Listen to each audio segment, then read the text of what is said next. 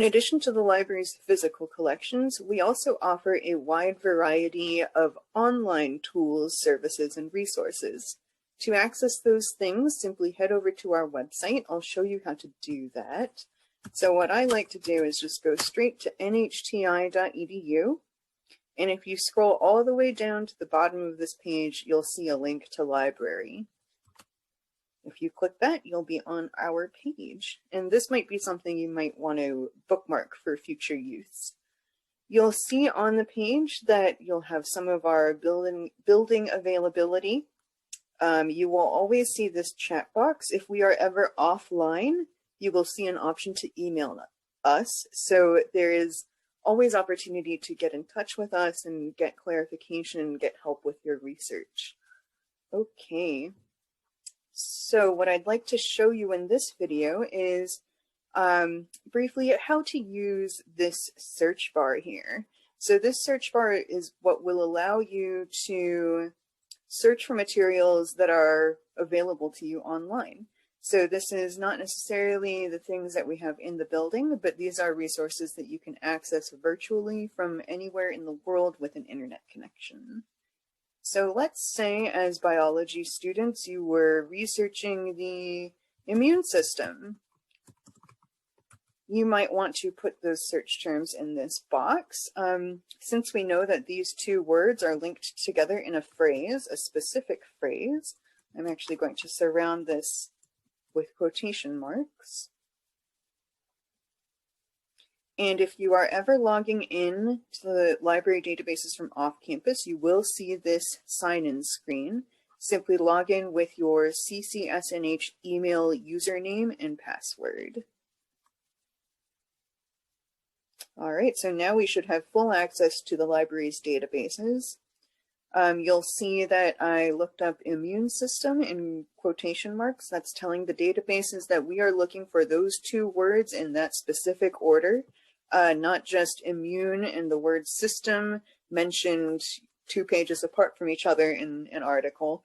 We're looking for this phrase specifically. And we do see that we have almost 450,000 search results. If you are ever just getting started with research and you plug in some search terms and you see a research starter, it's always a great place to begin.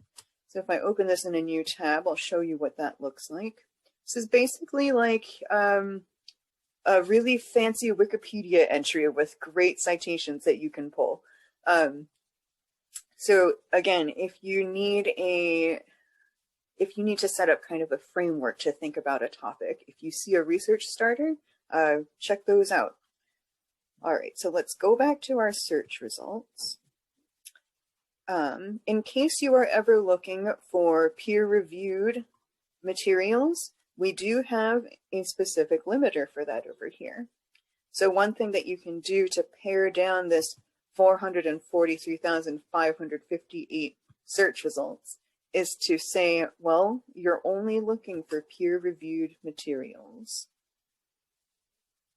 Also, I'm seeing in our publication date range, this is quite a wide range of years. We go all the way from 1894 to 2021. So let's say our research for the immune system, really we're looking for timely information, maybe from the past 5 to 10 years or so. So I might go ahead and adjust this from date to 2011.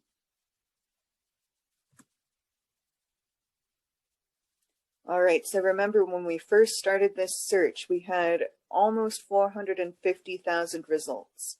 Here I'm seeing just using the peer-reviewed checkbox and changing our publication date range, we have gone down to 213,910 results.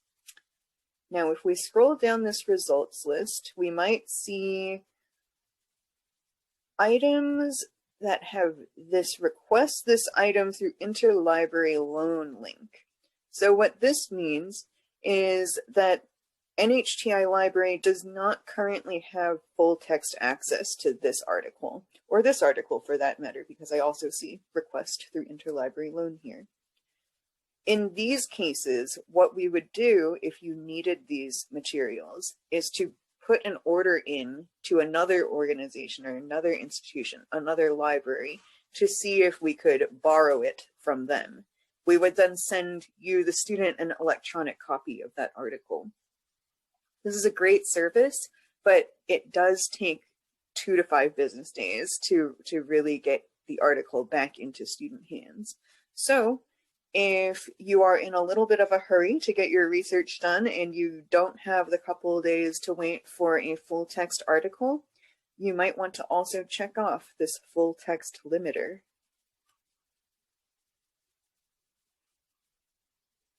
All right. So now I see we are down to 152,245. And all of these results were published within the past 10 years, have been peer-reviewed, and are available immediately as full text. We can further narrow down this search results list. If I go into advanced search, now we see immune system or search term up here. If I open this drop-down menu, I can specify that we are searching for immune system, and we would like that to be a subject term. So that's telling the databases that we not only want our articles to talk about the immune system, we want them to be topically relevant to that subject term. Okay, so let's search for that. All right, I'm seeing that I need to reset my limiters for the immune system as a subject search. So let me do that quickly. Again, we selected full text, peer reviewed, and we changed this publication date so that we're only pulling results that were published within the past decade. All right, so now we see 35,500 results, all available full text, all peer-reviewed, all with the subject term of immune system, all published within the past decade. All right, in case you wanted to add more terms to your search, you can always pop them up here. And if you'd like some database suggestions for additional subject terms, you can always explore this subject section of your limiters. It will show you by default maybe the top 6 other subjects to include with the subject term immune system, but you can always click See More to view the entire list. The list will be sorted by hit count, which just means the number of articles that would apply to both, say, the subject term immune system or the subject term immune system and 1 cells. That would have, if we combine those 2 subject terms together, we would end up with 2,934 results. So if I select this and I update our search to include both of those subject terms, again, we see 2,934 results. All right, and those are just some tips for narrowing down a very large search results list. Now, if you did want to, say, use this article,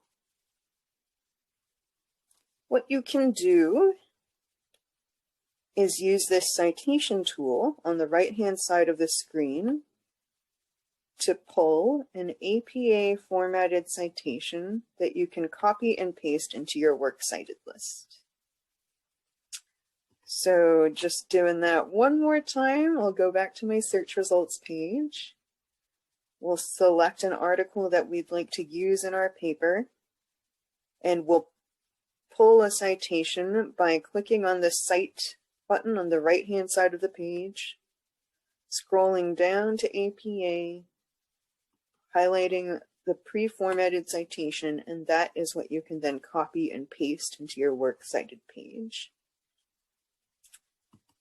Another handy tool is this Permalink tool.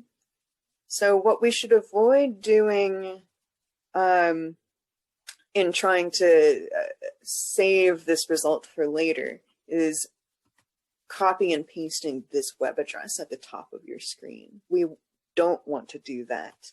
As you'll see in this URL, we see Session Manager. So this URL is specific to that login that we did at the beginning of our session. So when we close this screen, this link will no longer be good to us. So if we want to save a link leading back to this page, we would use this Permalink tool. So if I click on this, I will see a permalink pop up in the middle of my screen. And that's the one that I can then copy and paste and email to myself, for example. And that link will remain persistent. You can also retrieve a permalink for your search results page. So again, we have one cells as a subject, or T cells going on as a subject here, and immune system as a subject. We have full text limiter, peer review limiter, and our date range limiter going on. So this is a great search. We don't want to lose it. If we wanted to email ourselves a link to this exact same search so that we don't have to duplicate it again, we would hit the share button and copy and link this permalink.